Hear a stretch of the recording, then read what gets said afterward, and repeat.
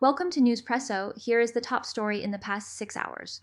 On a rainy Tuesday morning in Greenville County, rescuers finally found a grandmother and 3 grandchildren. The group had parked near Ravens Cliff Falls. They ended up on a different trail entirely, leaving the park's rangers to launch. A massive search lasted into the night.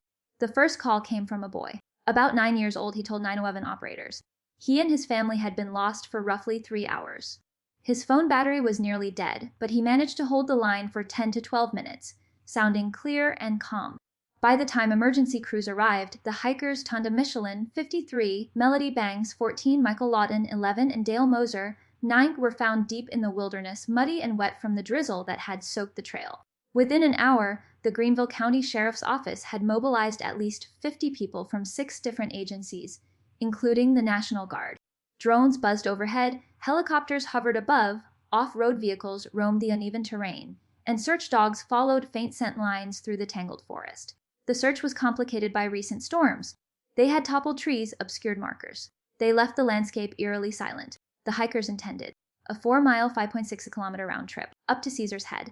Caesar's Head is a granite overlook. It is known for sweeping views. It also boasts dramatic waterfalls. However, instead of staying on the Ravens Cliff Falls Trail, they veered onto the Bill Kimball Trail, a more demanding path with fewer clear signs, especially after Hurricane Helene had stripped many of the trail markers and left fallen trees blocking the way. Sheriff Hobart Lewis was on the scene. He described the terrain as rough. The storm turned over many trees. Navigation was tougher for inexperienced hikers. The helicopter finally picked up the 4. None had visible injuries. Sheriff Lewis said they were fine. The evacuation was a success.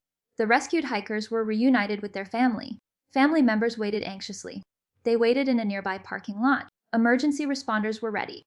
They would conduct a detailed health assessment. The incident shows short hikes becoming perilous. Weather turns and trail markers are lost. Sheriff's office plans to speak with grandmother to understand exactly what led them off course, hoping to prevent future accidents.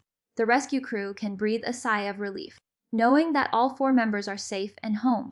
The key point: a coordinated, rapid response, with drones, helicopters, and ground teams, can successfully recover lost hikers, even under difficult conditions. Subscribe Newspresso. Never miss a major global headline.